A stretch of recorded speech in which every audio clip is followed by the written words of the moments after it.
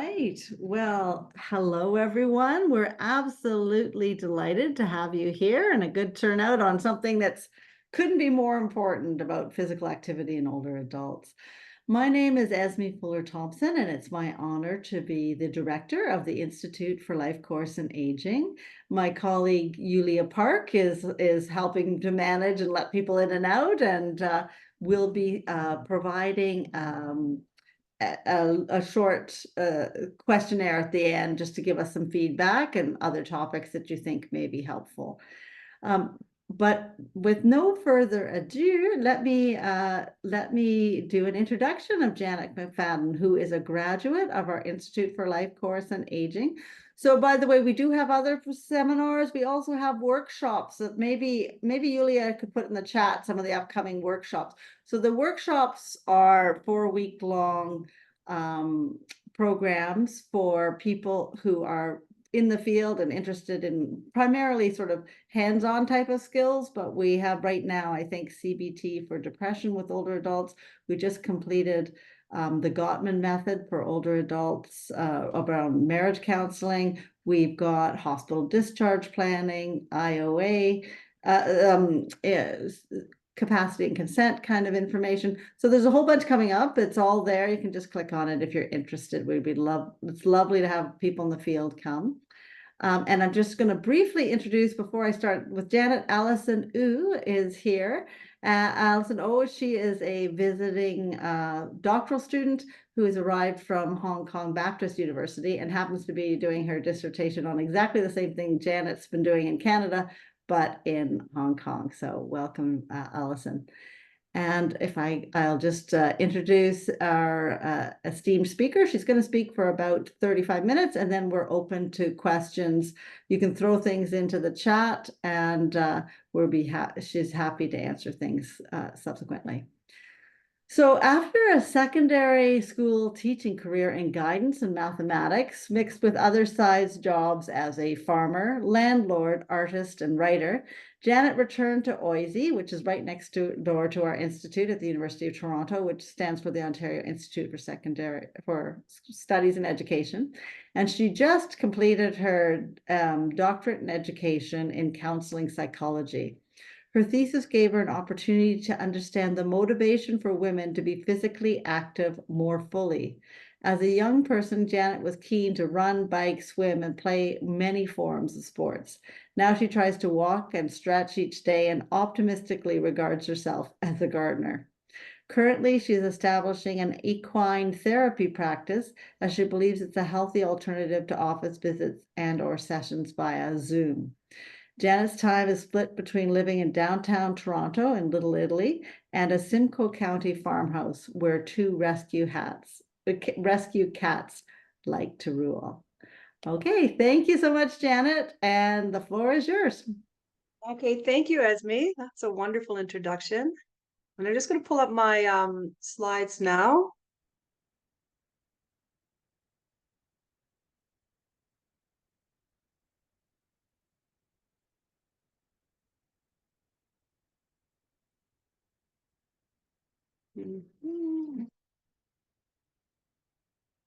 Okay, so I felt very fortunate that I was cross-enrolled to the Institute for Life Course and Aging, and I met Esme. She was a wonderful supervisor for a research course, and she introduced me to some statistics that were useful and part of my foundation for my research. So while the topic for today is the power of friendship and fun in motivating older women's to be physically active, my thesis is actually involved researching women 75 years of age and older. And I also interviewed one of their adult children to get an idea, a sounder idea of like why or why not were they physically active.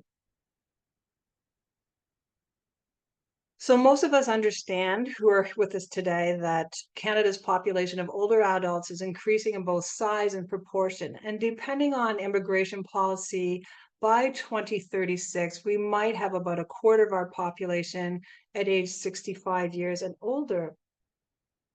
And then, of course, as we have an increasing older population, there's going to be some related concerns, heightened disability, chronic diseases, and dependence. Oh, I'm sorry, that's just not moving for me.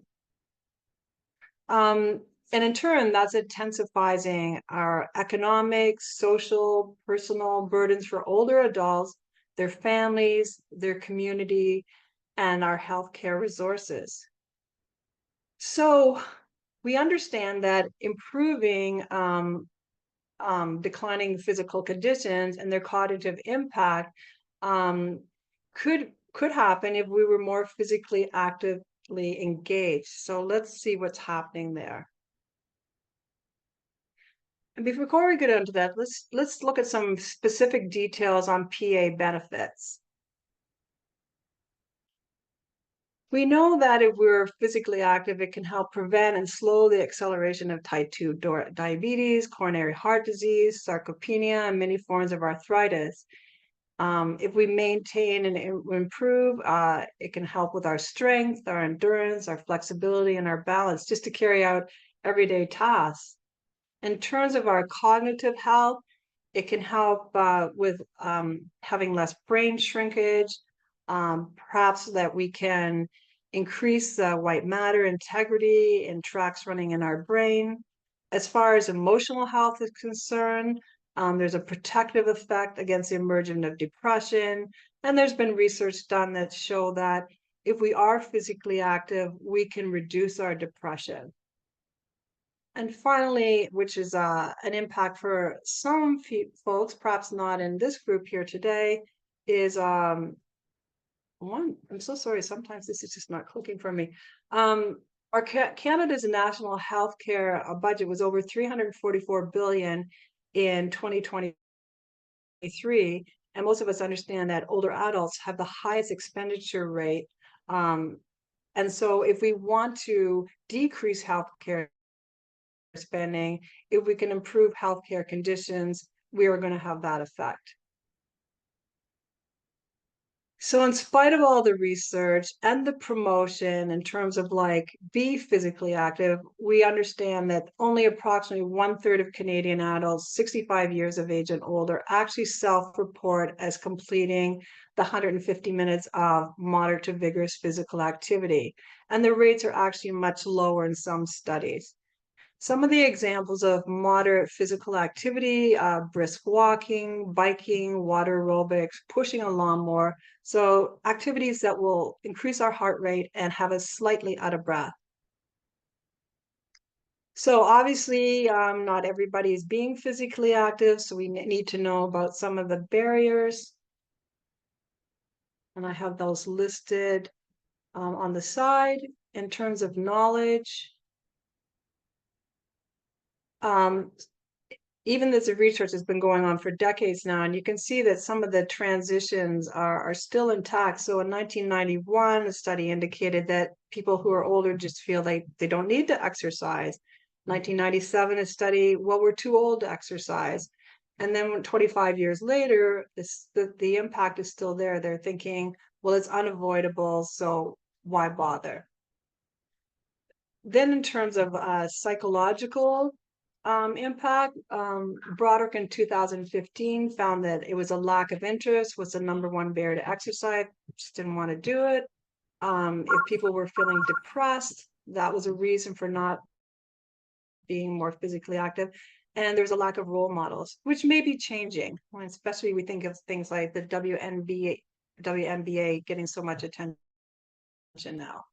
In terms of education, there is a relationship between education and physical activity level. It's important that that people have at least secondary and some post-secondary. And then for older adults, they're not interested in being physical activity if there's an inordinate amount of hills or stairs or uneven walking surfaces or raining weather. So why look at older women in like essentially like why do they warrant extra attention? So let's take a little look at that. Using tracking devices, women 75 years of age and older have actually the lowest rate at around 14%. They're the fastest growing population of the senior group. The ratio is approximately 8 to 10 for women and men.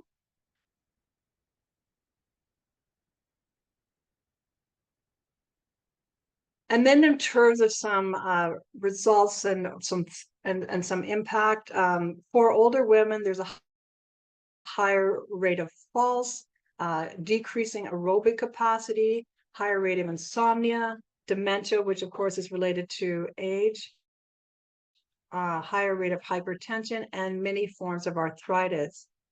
As well, the lower quad strength and the stair negotiation ability is lower relative to older men.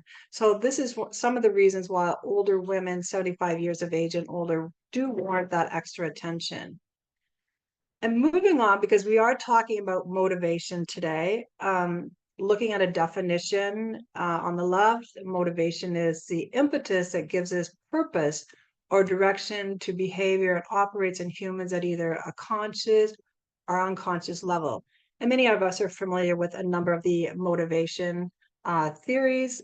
We have Skinner's operant conditioning theory, which identifies positive reinforcements, consequences as promoters that increase the possibility of desired behaviors repetition.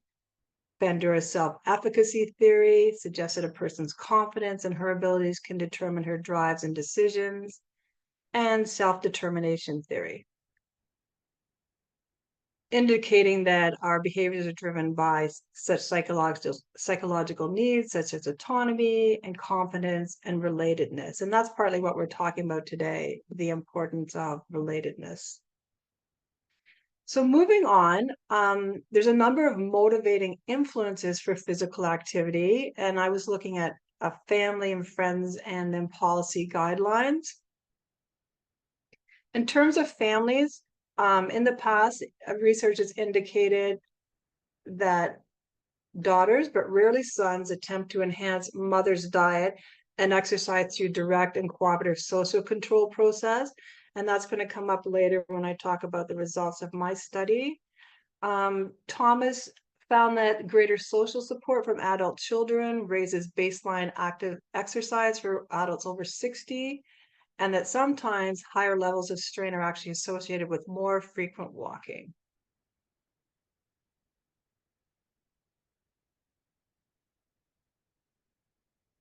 Friend support has a significant direct effect on self-efficacy related to exercise.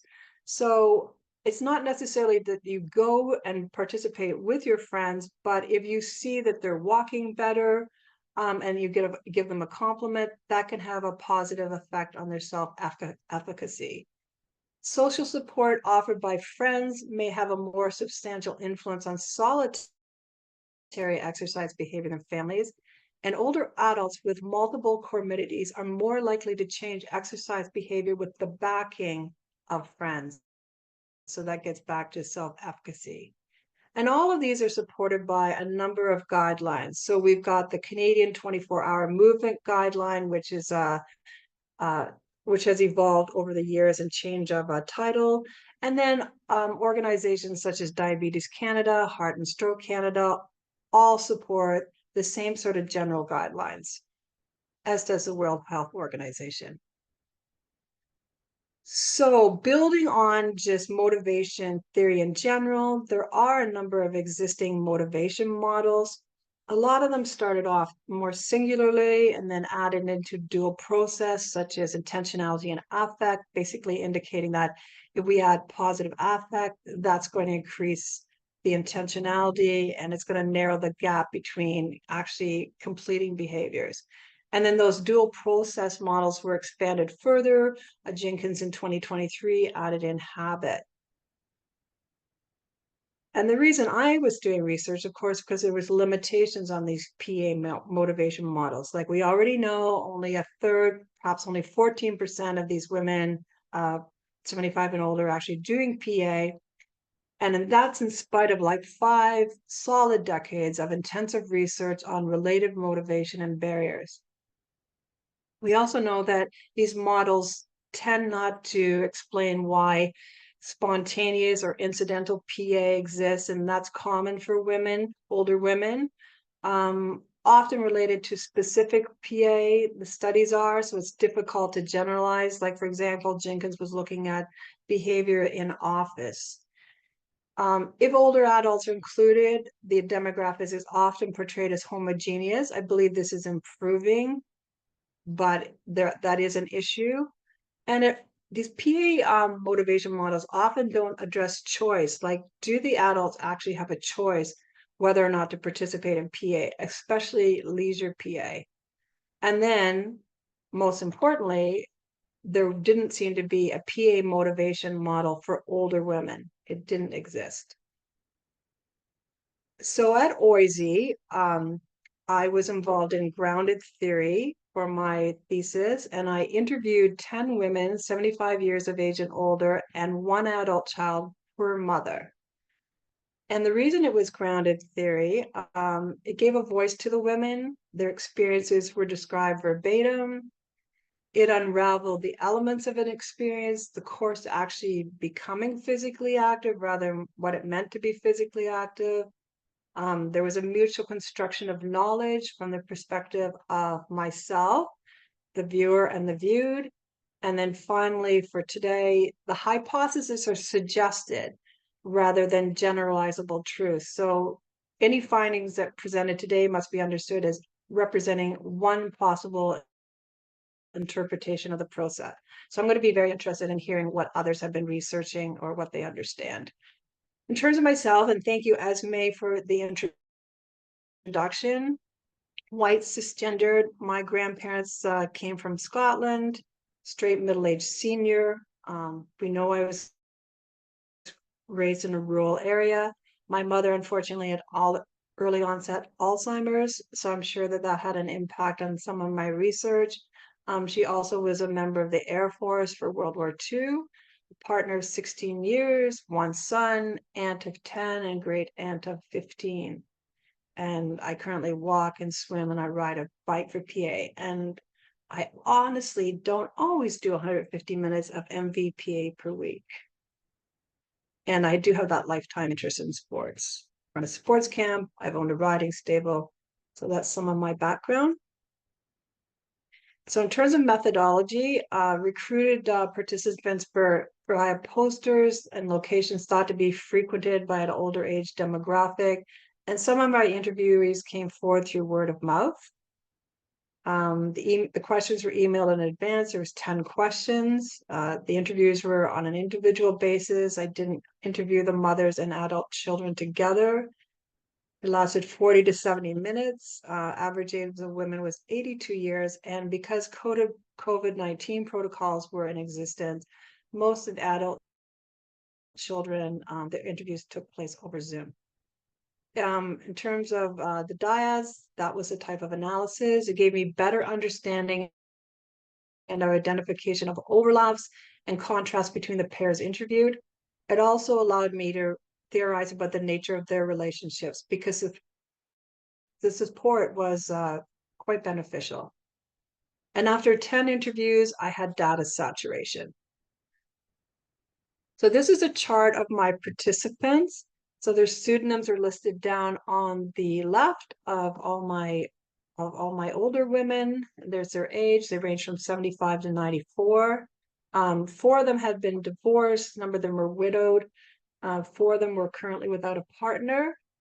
In the middle here is their birthplace. 5 of them were born in Canada.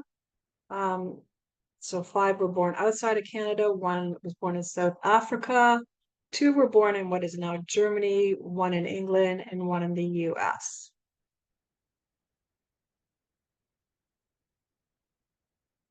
Continuing now with the methodology, there's lots of transcription. I used Descript, and then I intensively checked all of that again and re-listened and listened again. I used NVivo software, and everybody gets excited thinking, you know, that's going to be a miracle software, but it's still just a way to chart. And so I actually also had physical chart paper all over my walls looking for action codes.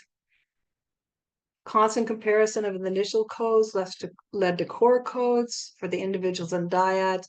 and then regular consultation with my thesis advisor, Dr. Jean Watson from OISE, and I'm grateful to her for being my thesis advisor. I was not an expert in ground theory, and while she enjoyed sports and was a fan, that was not her areas of expertise for research. So thank you very much, Dr. Watson.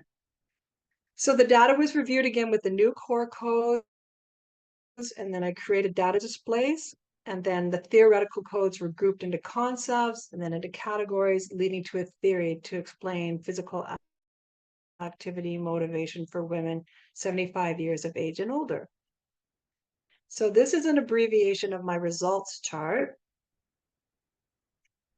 So on the left, we have influences and influencers on PA, family members, community and world events, and those contributed to a variety of types of physical activity. And now at age 75 and older, all the women were engaged in some form of PA. They all walked. They all had in the last 5 years done some sort of prescribed exercises. A number of them were in group movement classes currently. They all did house chores. And some were involved in leisure PA activities such as curling, golf, a marching band, dancing, and hiking. And a majority of the women, as I mentioned earlier, had actually been involved in 150 minutes of MVPA per week. So looking further at the chart then, so these types of physical activities then inspired some perceived outcomes. And when I asked them what it meant to be successfully aging, they said they wanted to maintain their independence.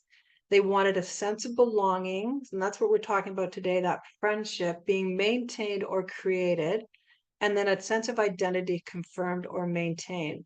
So while their bodies may have been changing on the outside, on the inside, they still felt like they were, you know, their teenage years and their girlhood years. They still had so much of that as part of their identity.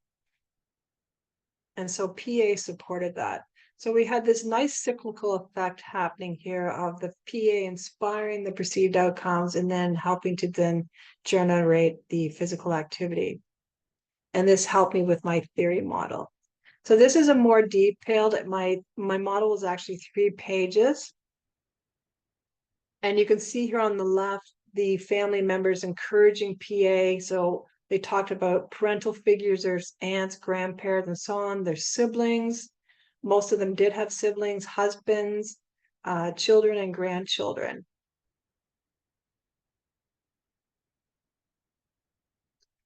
And there was a nice mirroring effect that happened between their childhood activities and then their activities at age 75 and older. So I've got these highlighted, the childhood on the left and 75 plus on the right.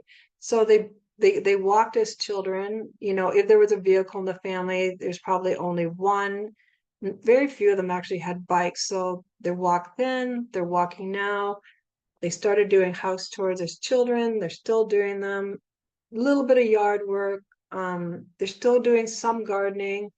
Some of them have dogs that need to be walked. Some of them are still biking. Some of them are still swimming, a little bit of canoeing, and some dancing. So a lovely mirroring effect happening there. So just reviewing here in terms of being successfully aging, it was very important for them to maintain their independence. Jessie said, you don't feel like doing it. And she was talking about her exercises in the morning, but afterwards, you know that you're going to feel good. And the main thing is I'm getting older. I want to keep moving. I want to stay in my own house. And that all 10 women, that was so important to them. They did not want to be living in any form of collective housing. And then in terms of a sense of belonging, grandchildren were very important, and most of them did have grandchildren. And this was one of the daughters saying that about her mother. She wants to be with the grandkids, and if that means walking, then she'll do it, not because she wants to be physically active. So it was like spending that time with the grandchildren. And one of the women actually traveled to Iceland with a granddaughter just to spend time with her. And so therefore she was doing a lot of walking there. And as I mentioned earlier, there was that identity that they wanted to confirm or maintain. So Harriet was very musical. As a child, they all took piano lessons. And so later she joined a marching band with her husband. He played the bagpipes and then the drums. So there was a lot of marching involved there and practicing at home. And throughout this, there was recurring affect that came up for these women, including fear, pride, and joy. And I need to talk about fear today because that is important to these women in terms of like acknowledging it and why they were doing physical activity, because it did tie to social connections. So looking at independence, it's a matter of like having cognitive health, we talked about that, emotional health, economic health, and physical health. So having that strength, agility, endurance, and balance to be able to move about, especially in their own homes, and complete tasks, and to be able to get out into their communities. And that in terms, both all their autonomy, their decisional, their authentic, and their executional autonomy, so they can make their own decisions. And so this is the model that started to evolve. So we have independence, motivating general physical activity, and then in turn, that's helping to maintain and generate independence. And then we added in social connections based on what they told me. So we added that into the model because that in turn also motivated general physical activity because they wanted to be with their family, they wanted to be with friends, and they knew that there was changing social dynamics. And so sometimes they had to get out in the community because if they lost friendships in one area, then they needed to get out and meet with new friends. So let's focus on affect now. The women talked about both negative and positive affect that were associated with their physical activity. And it was what was maybe novel was like the amount of intensity that was involved in that. So we added in affect to the model because what it did, it was actually fueling more specific physical activity. So looking at affect, we know from past research that the benefits of physical activity alone are not always the motivation. It's not enough to say, oh yeah, my muscles are getting stronger now, or my tendons are stretching appropriately. So while independence and social connections were the overarching motivating components for physical activity, there was three types of fuel: affect, social influences, and habit. And Rhodes found that adding affect as a factor to the PA model, it strengthened the behavior predictability by roughly 25% of the variance. So often described in terms of being positive or negative, both mood and emotion are considered affective state.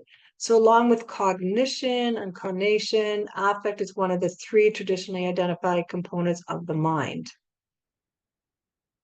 So as mentioned earlier, if we add positive affect to the intentionality, then that gap between the outcome and the intentionality greatly narrows. So from my findings, the specific emotions of both positive and negative with a certain intensity level prompted the current existing factors in the women's life influence the completion of varying PA behaviors. So the emotion that PA could be reactionary to existing aches and pains or preemptive to the onset of these often age-related conditions.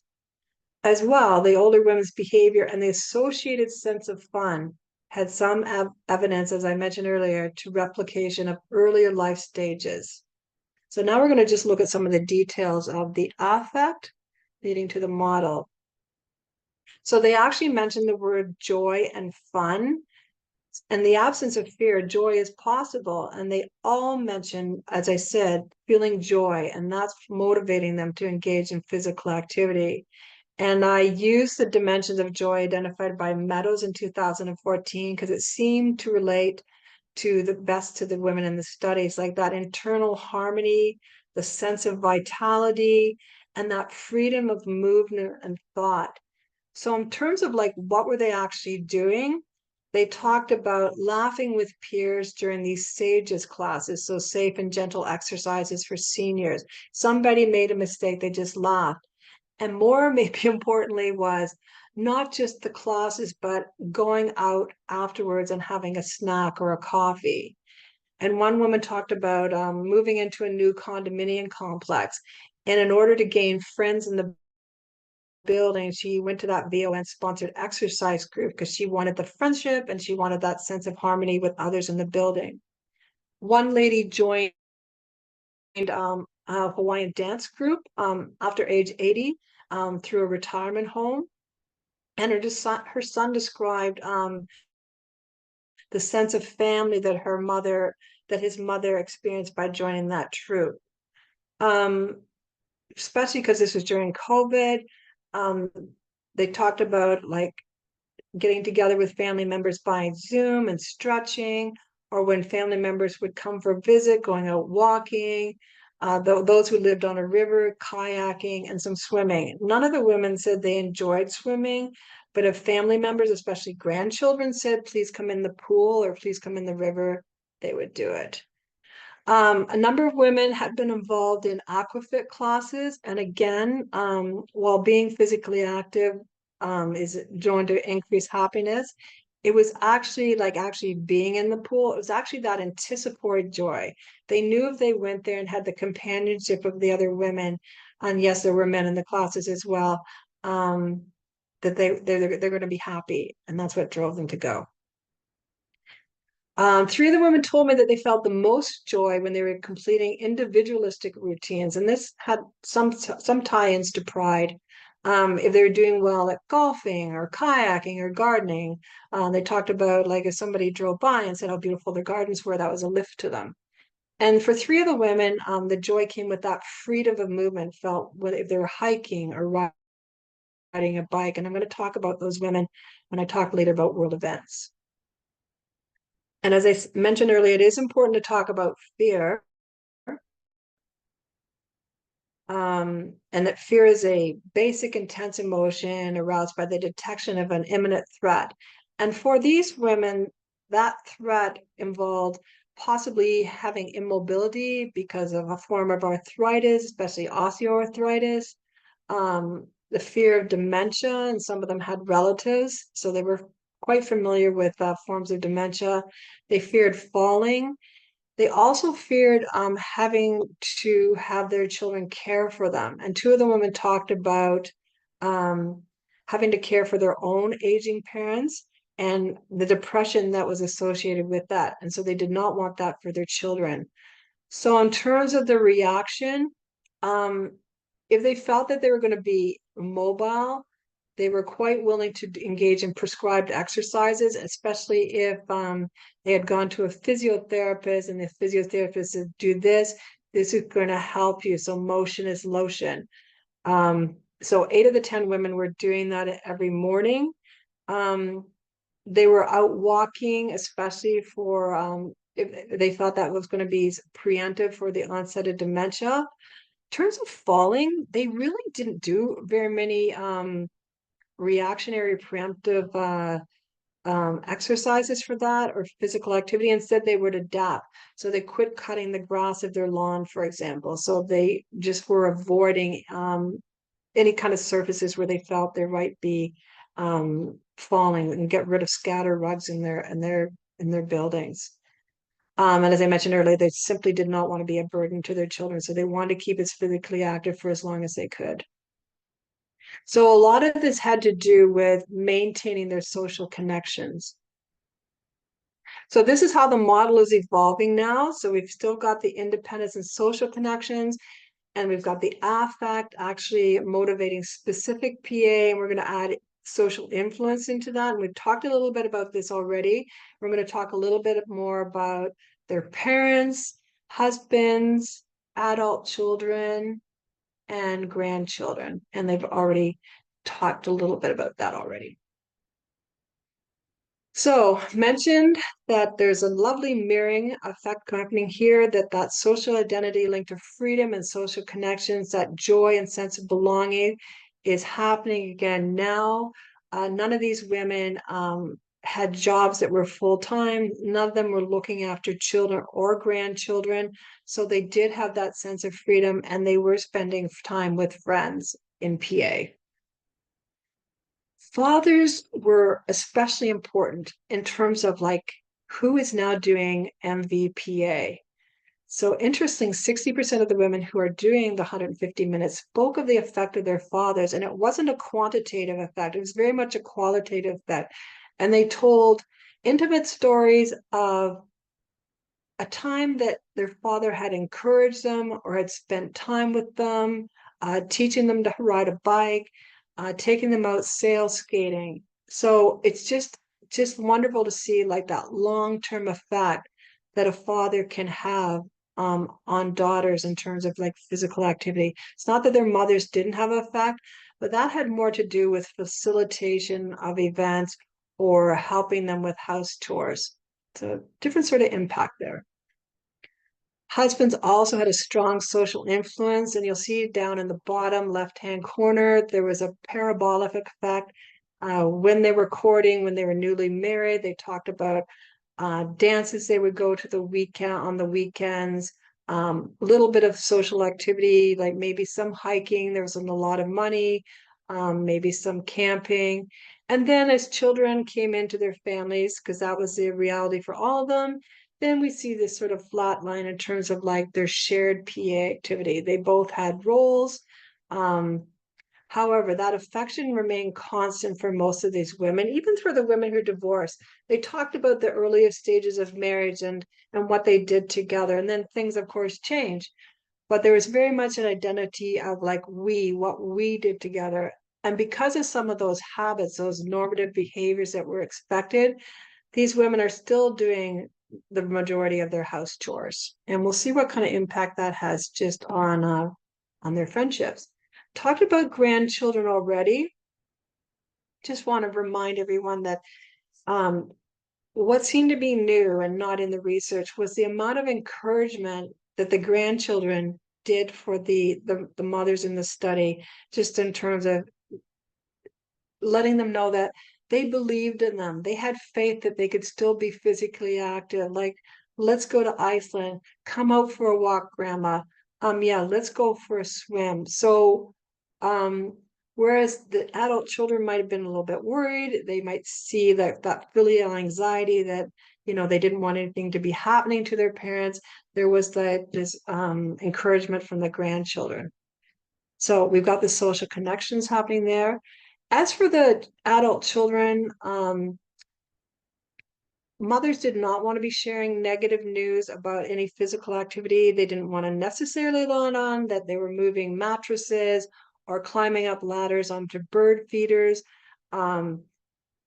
So they controlled the conversations. The adult children told me the mothers shared what they wanted to share, and that was it. They weren't necessarily going to give them extra information.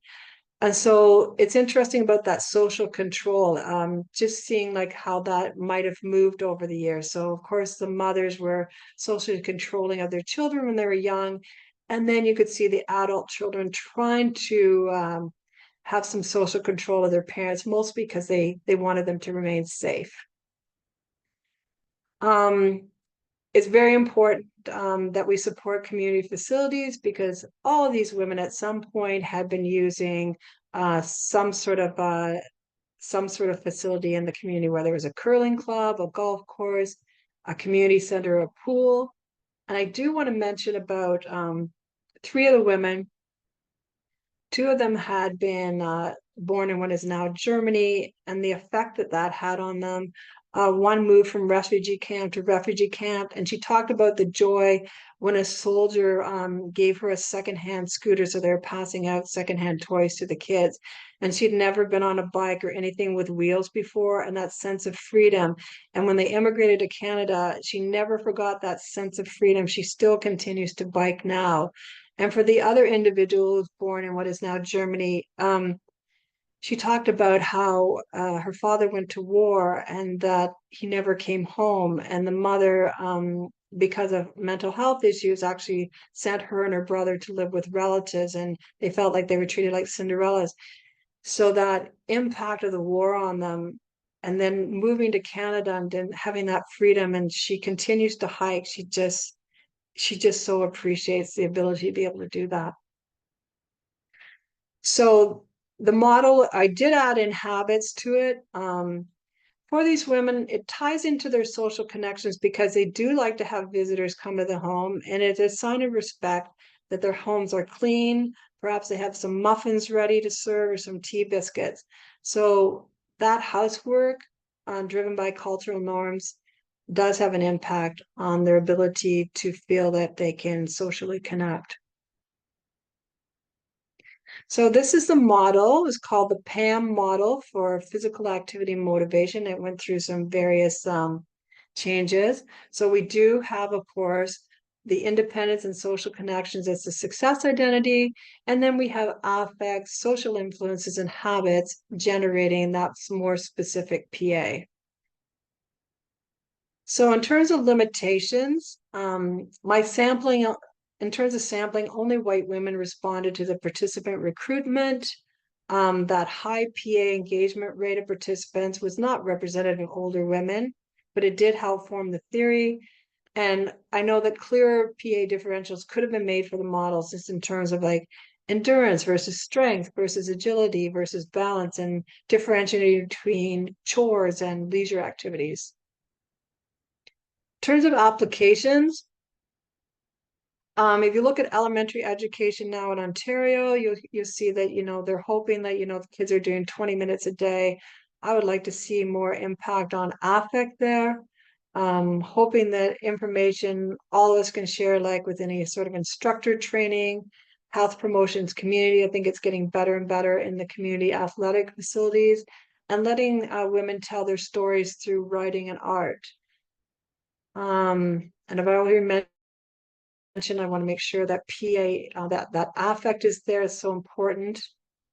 In terms of research for myself or others, extending the model to other demographics, men, Indigenous communities, all adults, understanding how there's so much tech support now and digitizing PA support, writing smaller paper on my thesis, and perhaps looking at the impact of war on children's PA.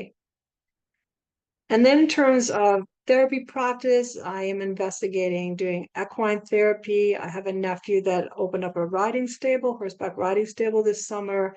And so we're meeting and thinking about how do we have that happen for the community. And that concludes my presentation for today. So I'm happy for any questions, but I think we have only maybe 15 minutes or so. I'm really happy to hear about what others are doing in terms of research, where you're going with it, what you've uncovered. Esme, I turn it over to you.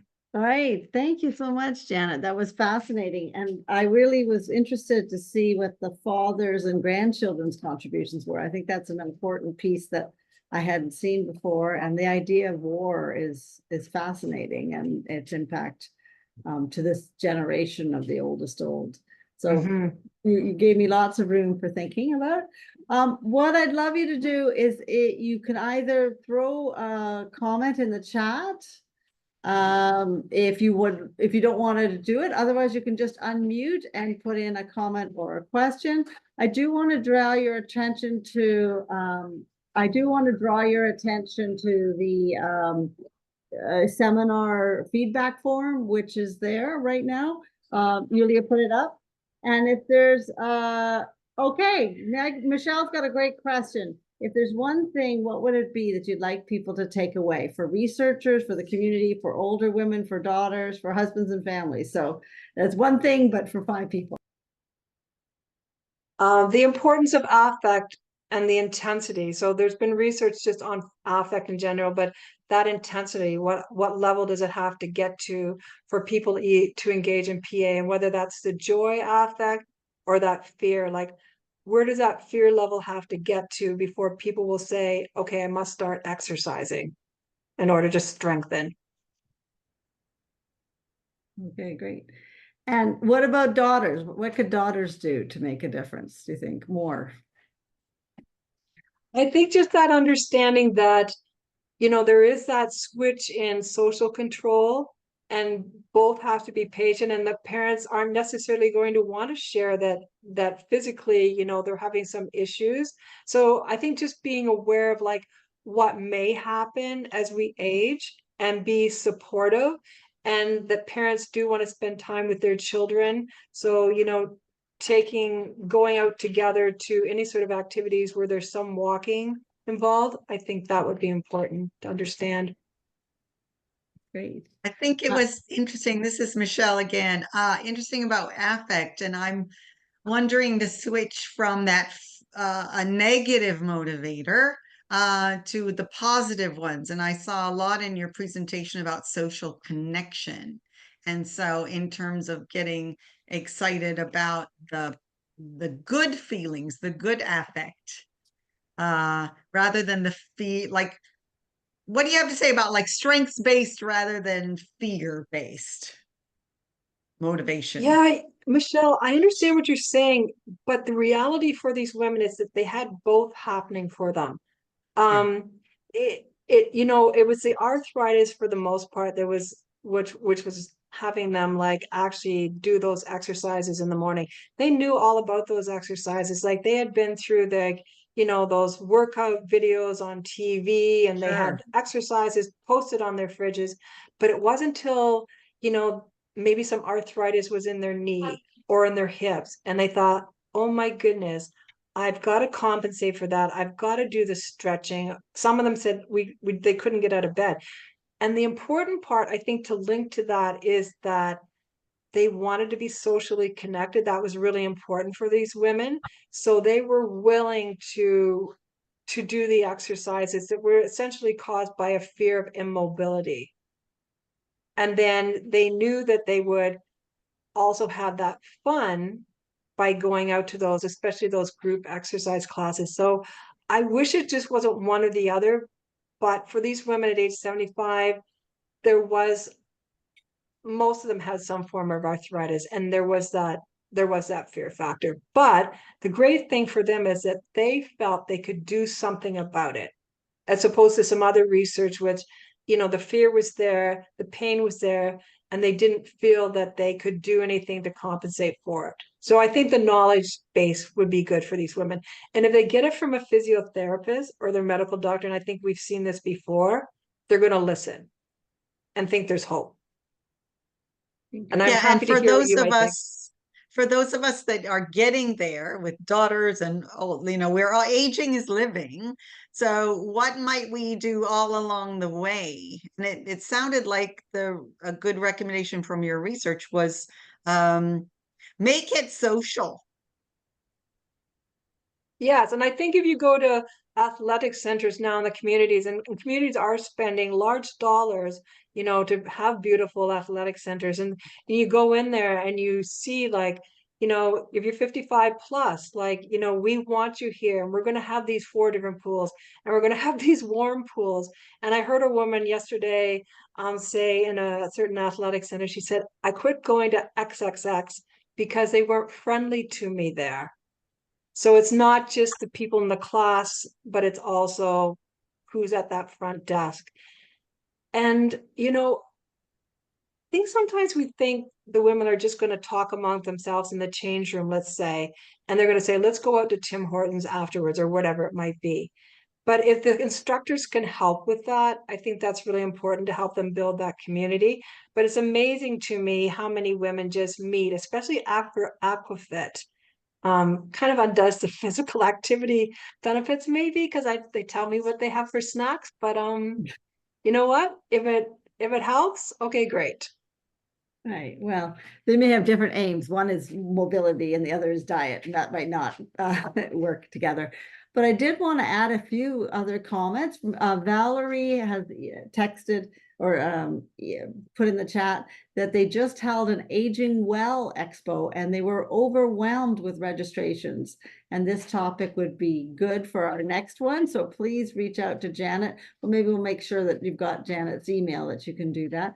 I also wanted to make a little plug for our presentation from last year. Mabel Ho, one of our graduating students from last year, did a great job presenting on her research on successful aging, and she followed people over 3 years who were aging well and were cognitively and physically intact, and then tried to say who stays well and what makes a contribution to that. And of course, physical activity is one of many things, and social support, of course, is another.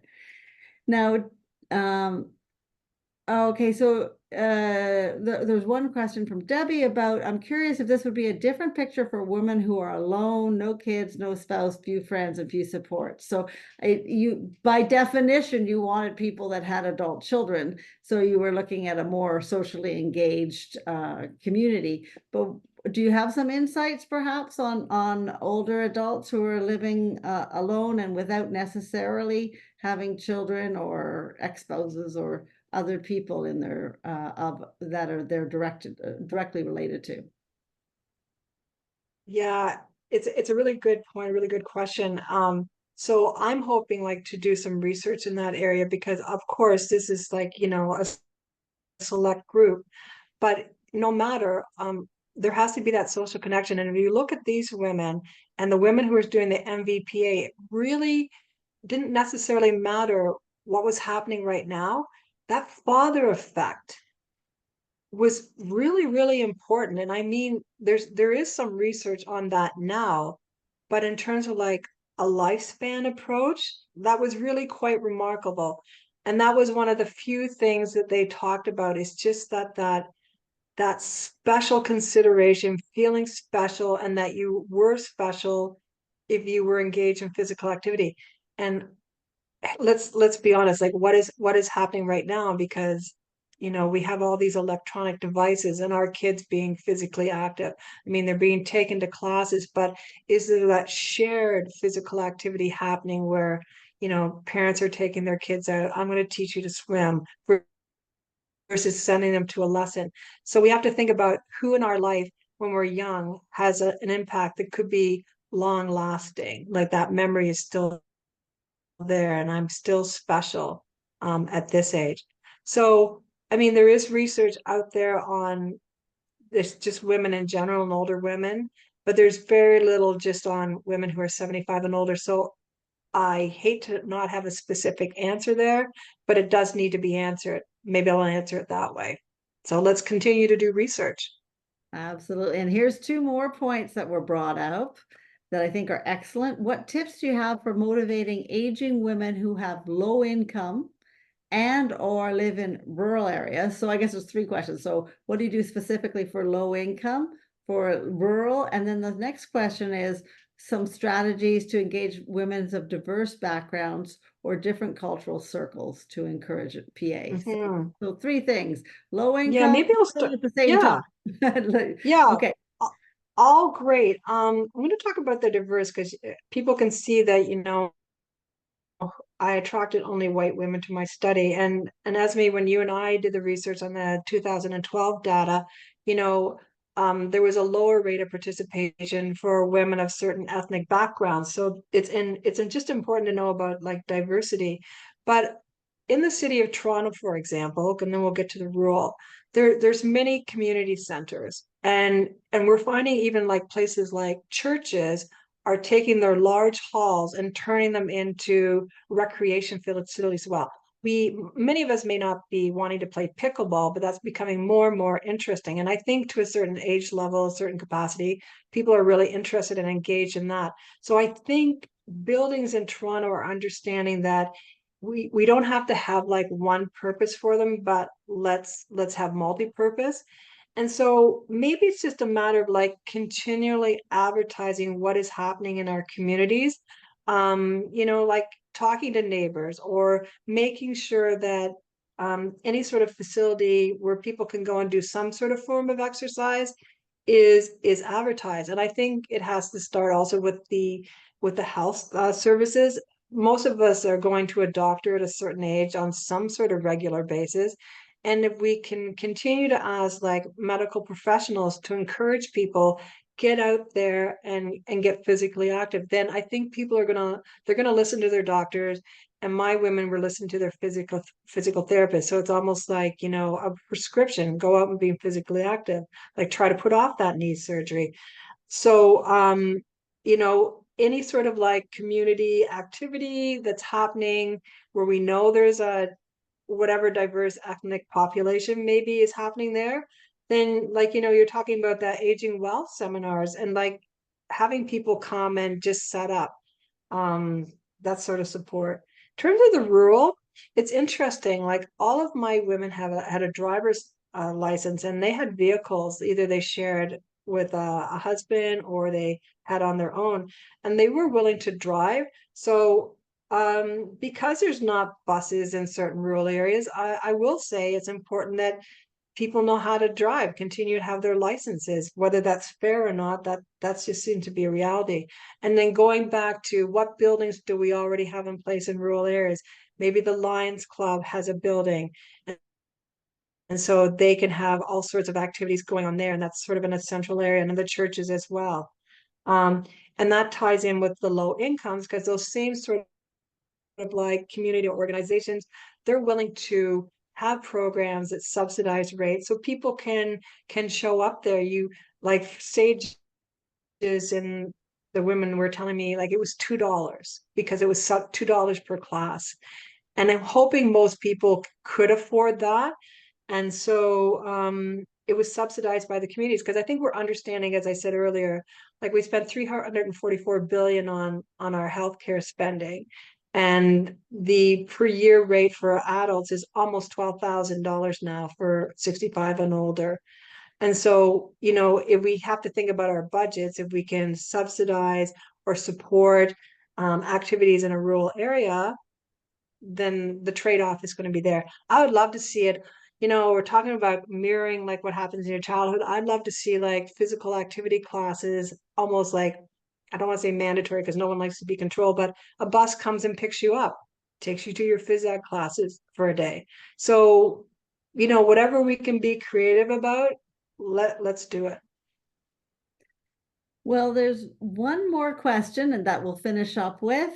Is there a similar research about men? What do we know about men's physical activity in later life? Have other people done it? Or like, were you filling the gap by looking at women, or is it, okay, so speak to that, please.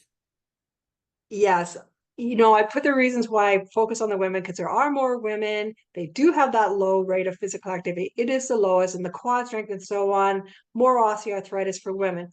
However, there is research out there for men, but there's still some of the barriers there just in terms of like the knowledge. Um, you know, do they think they can still do it? And because without trying to generalize that men have been more physically active over the years, they are still more physically active. But the research should be there to support them as well, because, you know, it's only a third of the men roughly are self-reporting as being physically active. So of course, when I said about expanding research, it should be expanded to the men 75 and older too, because they would also like to remain active, and that's part of their identity. So it's important. Wonderful. Well, that's a good note to end on. Thank you, everyone, for spending your lunch hour with us. We really Thank appreciate you. it, and great comments, great suggestions. And we look forward to seeing you at upcoming workshops and or emerging research seminars. Take care, and thank you for everything you do to make older adults' lives better. We really appreciate it.